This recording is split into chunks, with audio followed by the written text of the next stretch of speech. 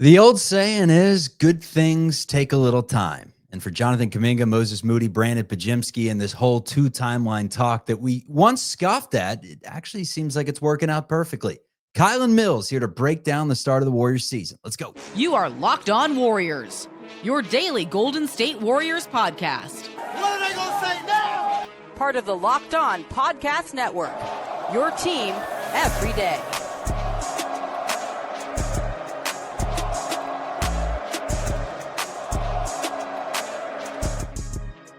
Hey, how are you, everyone? Welcome into the program. This is Locked On Warriors. We're part of the Locked On Podcast Network, your team every day. Best ways you can check out the show on YouTube. Hit that like, hit that subscribe, join our community. Nearing 20,000 Golden State Warriors fans. You can also check us out on the go wherever you get your audio podcasts. Kylan Mills is our guest today. You've heard her on the call for the Dallas Mavericks, the Chicago Bulls, doing sideline for the Golden State Warriors, some pre and post. NBC Sports Bay Area, Oakland A's, Big Ten Network. It's a CBS. Okay, all right. People get the point. All right. For me, I used to work at 95.7 and CBS News Bay Area, covered the Warriors and still cover the Warriors for this program. Kylan, Warriors are 4-1. They just beat a team that's been a growing pain of theirs, a thorn to their ass. That is the Clippers.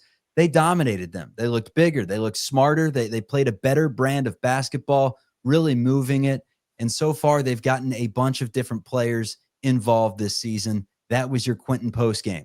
Jonathan Kuminga's had every game be the Jonathan Kuminga game to some degree because of the way that he's playing, the intuitiveness, just a different brand of basketball he's brought to the table. And Draymond Green on a podcast recently, not his own, but on Yahoo Sports, basically said that this was hard for Steve Kerr, you know, a 60-year-old to get in the mind of a 22-year-old and relate to him. And therefore, he kind of had to use Jimmy, Draymond, Steph as middlemen to get to him, to figure out what his game was, what made him tick. And it's the old saying, good things take time. Jonathan Kuminga is 22 years of age. It took a lot of years, but he's still a young player that's really figuring it out. How fun's it been to watch real time? It's been awesome to watch. I think that's the biggest takeaway, Chuck, that I have from this first series of games. Granted, it's still a pretty small sample size, but it's the massive jump that Jonathan Kuminga has made. It's the jump that all of the fans and I think people within this organization have been waiting for the last couple of seasons. Like, when's it going to happen? Steph Curry and some of the Warriors vets have said, like, oh, like year four. Then we watched year 4 come and go, and we're like, when is it going to arrive? And there were some struggles on both sides where I think a lot of the fans were clamoring for more trust from Steve Kerr and a longer leash for Jonathan Kuminga. While on the other side, and it was a fair point made that I made myself, is that when Jonathan Kuminga gets his opportunities, he needs to do more with them. So I think there was a little bit of both at play for JK these last couple of seasons. And we're now seeing him finally look like he has completely blossomed and made major strides forward as a player in the offseason. A couple different points you can make about Jonathan Kuminga from these first 5 games.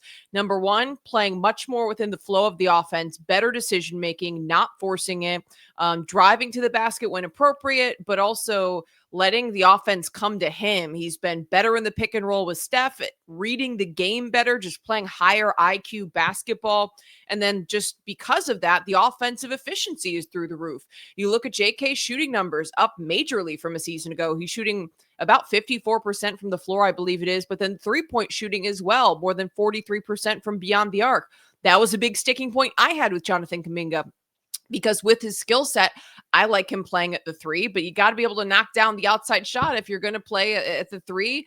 And with his athleticism, you know he can attack the basket, but you still have to force defenders to step out on you. And he previously in his career had been shooting right around 33%, 32% from beyond the arc. So for him to make a major leap and be shooting 43% from beyond the arc while taking about the same number of shots, that's going to massively improve this Warriors offense. For him to be more efficient, he's averaging about 16 points per game, not a huge jump from the last 2 seasons, but when he's doing it more efficiently, when he's missing less shots, the long misses, whether it be just bad 3-point shooting or maybe forcing something in the offense, doing a lot of trying to create off the dribble, not being aggressive in the right moments, it changes the whole flow of the offense when Jonathan Kaminga is able to read the game the way that he has. The rebounding and the defense are the other two things to me that are huge improvements. JK has always had the athleticism. He's always had the potential, but there was always something lacking, both defensively in the effort and then the IQ reading the game, being able to step over on rotations, knowing when to help, not being a step behind, constantly in the past, Draymond's yelling at him at where to go, and he always seems like he's a little bit confused and just not really locked in or on board with the game plan. I think we've seen a 180 this year so far. He looks like he's locked in. He seems to be on top of where he needs to be at the right time, playing good, tough 1v1 defense. And again, half the battle is effort, and he just looked like he's focused. And then that goes into play with the rebounding as well. One of my big frustrations with JK the last couple of years is the fact that he has the size and athleticism, but to me has way underperformed on the glass, averaging 4.5 boards per game last year. Right now, he's leading the Warriors, averaging 7.5 rebounds per game. He's flying at the basket. He's being physical. And those are things that you knew he was capable of, but just wasn't doing. Like, those are not skills per se. Yes, there's something to being able to read the angles and anticipate. But to me, a lot of that, again, is just a mental aspect of the game, and he's made major strides forward. So when I look at all those things, I'm super excited because you already have a guy who's super athletic, who has a ton of potential, great in open court, and now he's doing all of those other things well. Jonathan Kaminga, and then I also look at Brandon Pajemski and Moses Moody could really be linchpins for this Warriors team taking a step forward this season. Yeah, so Kaminga, a couple things that I've noticed with his game to start. One, you hit the nail on the head when you said like he kind of picks his spots at the right time where he may have not before. It's pretty consistently when he does attack the basket, it's the right time to attack, right? He's got a size mismatch to where he can essentially just bully his way in there and get a very clean look that is the right move at that time. But at the same time, there are moments where in the past, maybe he does have somewhat of a mismatch on a back down to where he's on the mid post and he can go with a move there, but there's help side defense waiting to strip it. Turnover is going to happen, something. Instead of, reacting right away, he waits a second. He lets the offense develop. He makes the pass if it's not there. Yeah, exactly. And so many times you see it with like 15 on the shot clock or whatever, instead of just taking that dribble, I'll just pass out of it. And usually it leads to something good. And it's something simple that I note on all these docs as I'm going, like Kaminga makes smart pass and it leads to backdoor layup. Even if it's not directly him, he's kind of the engine that's stirring it. His like passing is better too, don't you think? Draymond, yeah, and they all trust him more. Like you'll see Draymond sometimes in the open floor, he'll just decipher and he'll give it up to Kaminga. He'll say, you take it, JK. And he consistently makes the right move. You're right. He's not trying to go with that ISO ball. He's really just letting the game go to him. And it's been beautiful to watch, not necessarily relying on his speed as much, more so a lot of his strength and then just his quick twitch when he's being guarded by someone that is smaller than him and slower than him. It's like kind of methodically work your way into your spot and then burst, go to the rim. And that's how he's been scoring a bunch of his points. I think he has been really good. I want to get to more Jonathan Kaminga when we return. This conversation that Draymond Green had, I thought was very interesting about Steve Kerr never having a player like Kaminga, an athletic specimen like Kaminga to work with and trying to work him into the rotation. Now, I get it. A lot of you listening, you may want to turn the show into Kaminga ruined the first 4 years of Kaminga.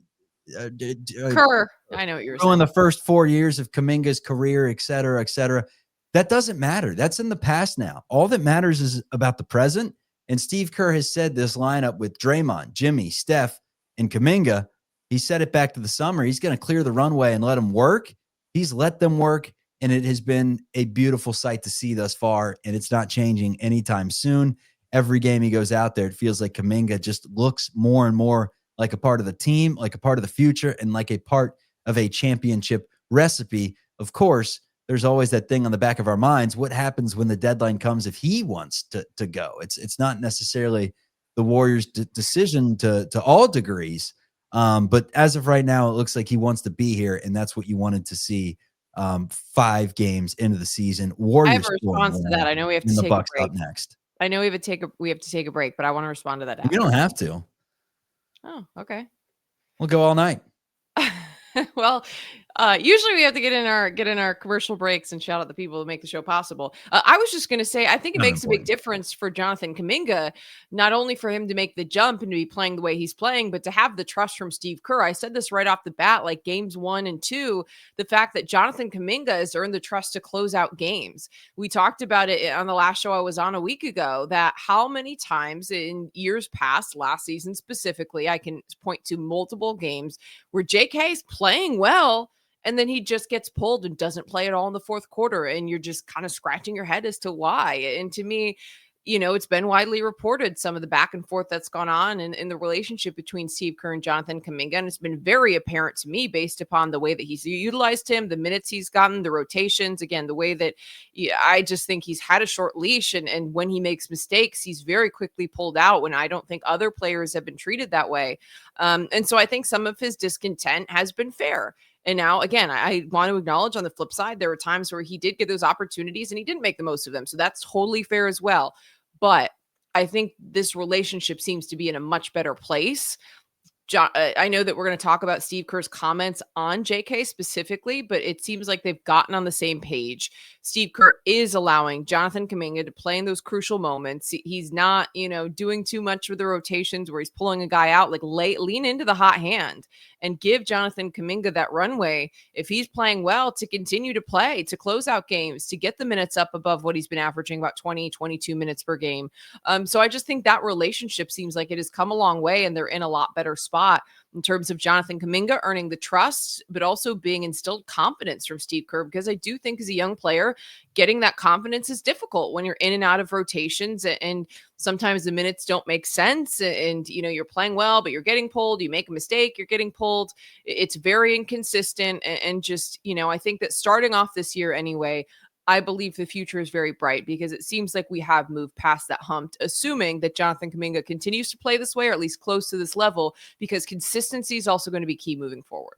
I hope you've seen enough at this point to where even if he does start making significantly more mistakes than he's made, you're still going to ride with him based off his willingness. The whole just mindset shift of making the extra pass, not looking off an open Curry to go isolation. He has been within the flow of the offense first before he's going out there looking for any sort of isolation. And I think that's something that obviously Steve Kerr's looking at. We heard the whole discontent last year about him looking off Curry at times and trying to make his own. And as of right now, he's just letting the game go to him. He's scoring 16 points, 18 points with ease. Off well, the defense, in my opinion, if you play defense, you'll play under Steve Kerr. And to this point, he was not always engaged. Yeah, no doubt about it. All right, let's get to more of the show coming up. We're talking Jonathan Kaminga, the growing pains that have come along with this 2 timeline, but how we're kind of coming to hopefully a resolution and just a look around the league as a whole and the NBA Cup that's coming up on this show. Who can stop Steph Curry? Hopefully we'll never find out. All right, today's episode is brought to you by Quo. One of the tools that helps make a big difference for business owners is Quo, formerly OpenPhone. It's the same great business phone system you've heard me talk about tons of times on the show. It's just got a new name, and here's why it matters. Every missed call is money left on the table. When every customer conversation counts, you need a phone system that keeps you connected 24/7. Quo is the #1 business phone system that streamlines customer communications. It works right through an app on your phone or your computer, so no more carrying 2 phones or relying on a landline. It's got a built-in AI agent that answers after-hour calls. It captures leads, keeps business moving, even when you're off the clock. See why over 90,000 businesses trust Quo, formerly OpenPhone. Get started free and get 20% off your first 6 months at quo.com/LockedOnNBA. That is QUO.com/LockedOnNBA. And if you've got existing numbers with another service, Quo will port them over at no extra charge. Quo, no missed calls, no missed customers. Today's episode is also brought to you by Rippling. Let me tell you a little bit about Rippling. If you're a business owner, here's the truth. SaaS promises to make work easier, but now the average company is buried by hundreds of apps that slow down your teams and simply don't work together. That's not SaaS, that's SAD. Software is a disservice. That's why you need Rippling. Rippling is a unified platform for global HR, payroll, IT, and finance all in one place. They've helped millions of businesses replace a mess of disconnected tools with one system designed to give leaders clarity, speed, and control. It bottlenecks busy work and helps just helps alleviate the things that slow teams down. And right now, you can get 6 months free when you go to rippling.com/lockedonnba. Learn more at rippling.com/lockedonnba. That's rippling.com/lockedonnba for 6 months free. Who can stop Steph Curry? Hopefully we'll never find out. All right, formal apologies to Joe Lacob at this point, as the Warriors appear to be kind of hitting stride. Everything has meshed, and the uncomfortable year that was 2023, 2024, where you really wondered after that season, despite the Warriors winning 40-something games, like, is this thing over? They just don't have the horses in the barn. They're not getting Paul George or Lowry Markkinen or any of these moves. Like, what are they going to do? And then the 500 start last year, they trade for Jimmy Butler. And here comes the youth infusion to kind of head into your two timelines that looks completely different than you thought, with Jordan Poole and James Wiseman. But hey, it's half the battle just getting to this point as a whole. And soon you'll be getting DeAnthony Melton back. He will be reintegrated into practices in the next couple of weeks. We'll be practicing some in Santa Cruz, reevaluated again in another 3 weeks in his late stages of ACL rehab. So you hear reevaluated in 3 weeks. You think 3 weeks is probably close to a timeline to where he could realistically be back on the floor. So we're talking late stages November, early stages December. Steve Kerr has more toys to work with. But let's go back to Kaminga, because he is one of the most athletic, gifted, just natural, high-rising scorers that has open space, can finish at the rim, that Steve Kerr has ever had. I mean, Kerr, since he started coaching, has had a crop of different talents, but a lot of them have specifically done one thing very well, and that is shoot the basketball. Kaminga, complete opposite player, get downhill, get into the lane, and he is just a problem to handle. And in the open court, now we've seen some of his facilitating abilities. But you saw Steve Kerr coach a guy like Andre Iguodala that knew where to be and that kind of knew how to play, and then to go to a dude like Kaminga that was extremely raw, showcased his moments and his just effortless ability to score. But there's more to the game than scoring. And Steve Kerr was clearly looking for a different approach from his young star, and he's had a different approach. The results have spoken for themselves. And look, he didn't have some crazy game against the Clippers. I think he only had I know he had 9 of the team's first points and got off to a really good start. Had that beautiful bounce pass to Steph Curry in the open court. But I mean, what were the final numbers in the game? I mean, he had 9 points against the Clippers, but we're still up here saying he played an awesome game because he crashed the glass for 5 rebounds, and he did most of his work in the first half when the Warriors needed him to do most of his work. Yeah. So I don't ask you a question. See, this is how well Kylan Mills is trained in broadcasting, to the point where if I don't ask her a question, she'll just stop. She'll say, "You have to ask me a question or I won't go." It's like those folks in the locker room at sports games when, you ask Greg Popovich a yes or no question. He'll just say, yeah. He won't expand, nothing. He won't give you any content. So we'll think of a question. Yes, I agree with you. Yes, in the Clippers game, he didn't put up big, gaudy numbers in terms of the scoring, but he didn't have to. And I guess my response to that would be maybe to go more away from Jonathan Kaminga and to lean into the depth that we've seen from the Warriors so far this year, which I think is going to be really crucial. Because look, there are going to be nights where they're going to have to load manage Steph Curry. They're going to have to take it easy on Jimmy Butler, because at the end of the day, your 2 stars on this team are aging. The Warriors are the second or third oldest team in the NBA. I can't remember. I just heard this said on TV the other day. It's second. I think it's Clippers then. Second. Okay. Yeah. Clippers are the first. Okay. So Warriors are the second oldest team in the NBA. And that's where you need to see other guys step up. And to me, what we've seen, even just looking at the last couple of games, is really encouraging in that Moses Moody can go off for 20 off the bench. Super efficient shooting night for Moody the other day against the Grizz. I think it was 6 of 10 from the field. He went 5 of 7 from 3. Felt like he couldn't miss. If he can be that 3-and-D wing option off the bench, that's huge. Again, not that he's going to give you 20 a night, but if he can go off in spots here and there and contribute, 8, 9, 10 points a night, I think you're putting yourself in a good spot. And then you also see Brandon Pajemski, who's had moments, but 23 in that game against Memphis as well. Had 6 assists, I want to say, 4 rebounds. We know that he's one of the best rebounding guards, but he also had a very efficient night in that particular game, going 5 of 7 from beyond the arc. So if those guys, and they're the other two that I do feel like are going to be really pivotal for the team this year, because you know what you're going to get from Steph Curry. I think that Jimmy Butler has established what you're going to get from him. And I still think that the Warriors can continue to try to get the best out of him and to work with him and to feature him in the offense and all those things. But for the most part, these are established stars in Steph Curry and Jimmy Butler. It's going to be the others that are going to determine how many games the Warriors win this season. Like, Steph can only put them on his back so many times. There have to be others who can score. And this is the issue we talked about last season, was who was that go-to third scorer.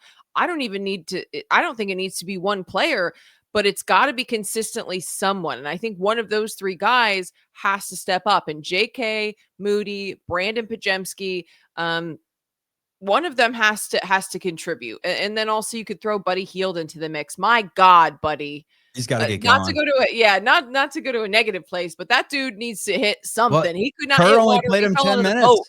Kerr What? only played him 10 minutes in the game against the Clippers, and Steve Kerr loves playing Buddy through some of his struggles. Yeah, well, when he goes 0 for 5 from beyond when you the have arc, better options, that's what I'm saying. When you have better options that bring you more from an overall basketball perspective, unless Buddy's hot, like, why would you give Buddy minutes over Moody?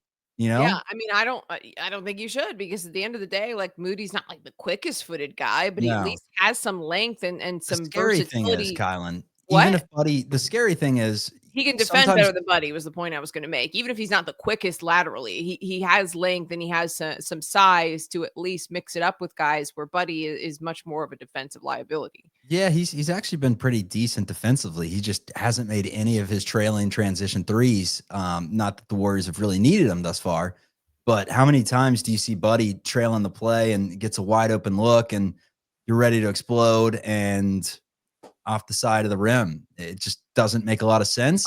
Buddy's shooting 25% from beyond the arc. Pull heat up.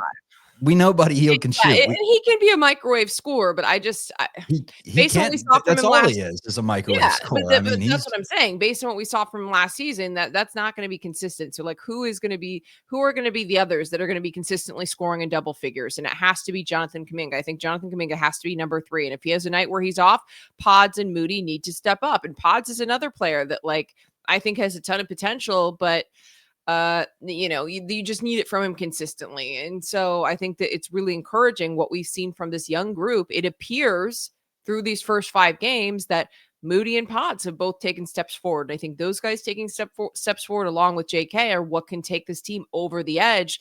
And to me is what you assume this front office was banking on, and not making any major moves in the offseason outside of Al Horford, which I do think he's a nice addition.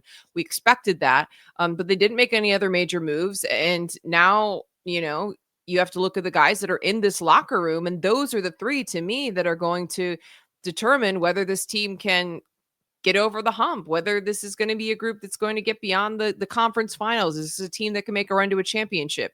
I don't think it's out of the question. If those 3 are significantly better throughout the course of the season, that it's very possible.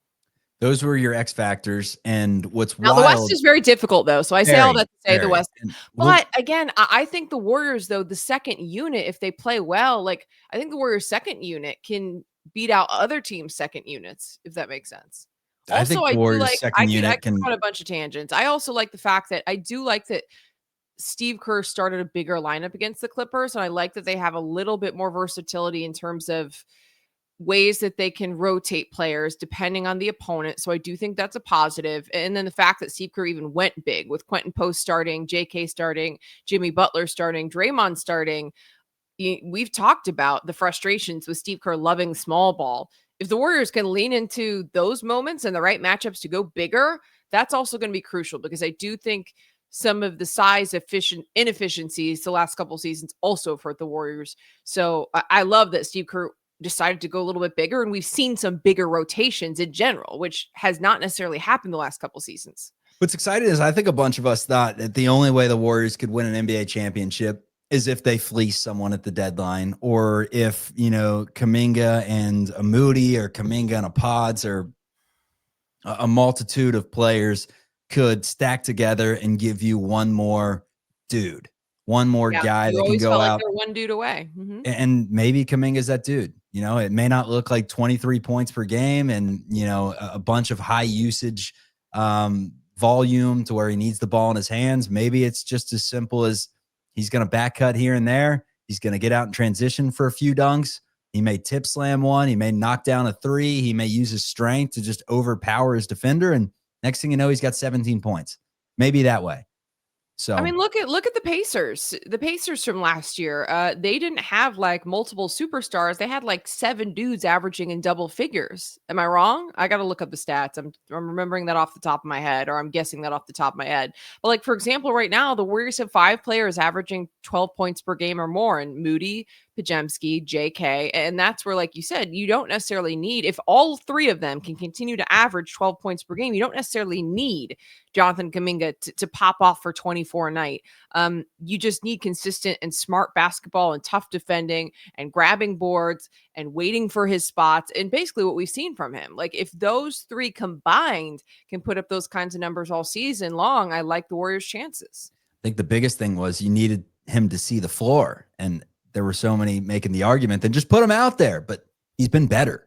That's big in this entire conversation. He has been better to the point where if you think that Steve Kerr's had it out for this guy and he doesn't know how to utilize his talents, what does him playing with, more tools than he had last season, more players available, what does him playing Kaminga this much early in the season tell you? It's that he trusts Jonathan Kaminga more than he did entering last playoffs and towards the late stages of last season. I want to take a look around the league. The Milwaukee Bucks are up next. Some of the games that were in action tonight, some of the players that have impressed, some of the teams that are unbeaten right now in the NBA. We're looking at the association kind of from a telescope coming up on Locked On Warriors. And most importantly, he a dog. We need more dogs. All right, today's episode is brought to you by Peloton. It's shaping the future of fitness with the brand new Peloton Cross Training Tread Plus, powered by Peloton IQ. It's their most advanced equipment yet. It's designed to give you real-time guidance and endless ways to move, whether you're running, lifting, or cross-training with your favorite instructors. It's training reimagined. Peloton's built for breakthroughs with tools that help you plan, stay motivated, and reach peak performance. I love how the Peloton IQ system offers real-time strength coaching, actually tracks your reps, suggests the right weights, and corrects your form, making every rep safer and smarter. My favorite thing about owning one personally is that I can watch the Warriors game on NBA League Pass. They have League Pass on there, and then you can, swivel the swivel screen, go to the floor and do your exercises on the floor, lift some weights while you watch the Warriors games as well. So let yourself run, lift, flex, and push forward. Explore the new Peloton Cross Training Tread Plus today at onepeloton.com. Destroy Jimmy and Domino's. I know Jimmy drinks great wine. All right, Kylan, I want to take a look around the association right now that features, I believe we are down to 4 teams that are unbeaten in the NBA unless something went down tonight in the late stages. But one of those unbeaten teams, the Chicago Bulls, remain that way. They took down the Kings 126-113. I've mentioned Modest Bazelis is a rising star on this show many times. And if you don't get a chance to watch much Chicago Bulls, Bazelis is one of the bright young players from that 24-20, I guess just 25 draft, or I guess just 24 draft, excuse me. It's hard to not get the years mixed up at this point, Kylan. But he's a star, 27. Bulls are 4-0. Don't look now, but the Sixers are undefeated. Tyrese Maxey's putting up like 40 points a game. VJ Edgecombe, the rookie's awesome. Joel Embiid looked cooked, like he couldn't even jump the first game of the season. And he's just kind of, been back to form with 27 and 12 the last few games. So that's a pleasant sign for them. They don't even have Paul George or Jared McCain. They're undefeated. The Oklahoma City Thunder, obviously, are undefeated, looking very good without Jalen Williams. And then your last team, the San Antonio Spurs, who have looked like a dominant team right now in basketball. Scores from around the league. The Blazers got it done, beating a pesky Jazz team. They improved to 3-2, winning by 2. The Nuggets are 3-1 on the season, beating the Pelicans by about 40. Pelicans are 0-4. Life is tough right now for New Orleans. Mavericks win a game. They beat the Pacers, who dropped to 0-4. The Hawks win. The Pistons beat the Magic, who are 1-4. The Magic, one of the most disappointing teams in basketball thus far. Celtics whooped the Cavs. And the Rockets are 2-2, destroying the Raptors by 18. And those were some of the games that went down in the early stages. The Timberwolves and the Lakers in a great one late night, and the Grizzlies beating the Suns. But let's get to where the Warriors stand in the West right now. I picked them 6th before the season. If you're giving me a redo, I'd probably take them top 3.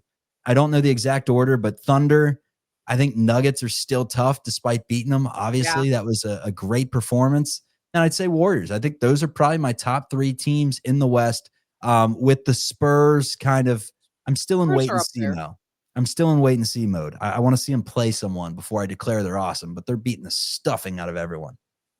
Yeah, to me, coming into the season, it was the Thunder, first of all, are primed to run it back. I mean, this is a team that was the youngest in the NBA a season ago, returned 95% of their minutes from the team that won the championship last year, and was the most dominant team consistently throughout the regular season.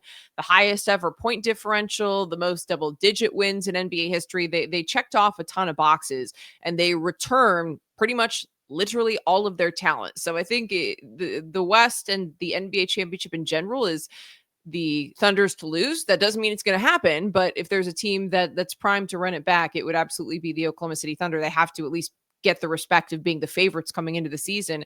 And then to me, I saw the Nuggets as being a team that still is kind of in that crop above the rest. And then after that, you've got this crop of teams like the Warriors, like the Spurs. I would put the Timberwolves into the mix as well, although I think they're 2-2, but still very early that, they're not going to have an ant for a minute. The ceiling could be 3rd, but the basement could be 8th. You know what I mean? Where it's like you're not entirely sure what you're going to get from them. I mean, you could make maybe the same argument for the Lakers and Clippers. I mean, obviously the Lakers now with more time with Luka, the alleged weight that he lost over the offseason, you know how that deal goes.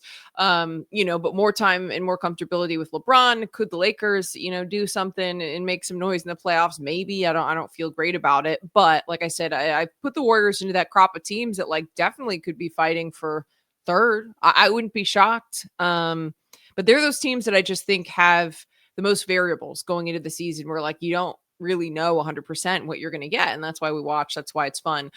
Quick shout out to the Bulls though, because Chicago native, Chicago Bulls fan, called the Chicago Bulls game recently. And this is a fun team, super fun team to watch. And going back to the point about the Pacers, and this ties into the Golden State Warriors, is I do think it's interesting to see a little bit of a different mold from some of these teams. And that's what the Pacers were last season. I just looked it up during that last commercial break, and they had 7 players averaging double figures, almost 8 with TJ McConnell averaging 9 points per game, but they didn't have one singular superstar, Pascal Siakam, who's a great player, but was leading scorer at about 20 points per game. And then Tyrese Halliburton, obviously one of their leaders and a great player in this league as well, 18.5, but they didn't have 2 superstars, 3 superstars. It was a ton of depth, and it was good team basketball. And that's honestly kind of the way that the Bulls have been built as well. They've got a ton of youth, a ton of players with high ceilings, but then they've just got a lot of depth and a decent bit of versatility to where I don't know that listen, the East being weak this year, maybe I think they could surprise some folks and finish in the top 5. I know for this team, the focus is getting out of that play-in hell because no one wants to get stuck in a play-in game. I think they're absolutely capable of finishing in the 6th. Maybe they could finish a few spots higher, but that's a team that's going to be really fun to watch because again, there's a ton of development happening, but the league needs to be on notice. Matas Buzelis, 27 points in the win for the Chicago Bulls tonight, depending on when you're listening to this Wednesday night. So yeah, you never know. The East to me is, just because it is so much weaker this year, it is up for grabs, but the West is going to be super tough. One more team from the West I want to get into. It's the Houston Rockets. Durant put up 31 on Wednesday night. Jabari Smith had 25. That's a team that doesn't KD have can stay healthy. I mean, that's the thing.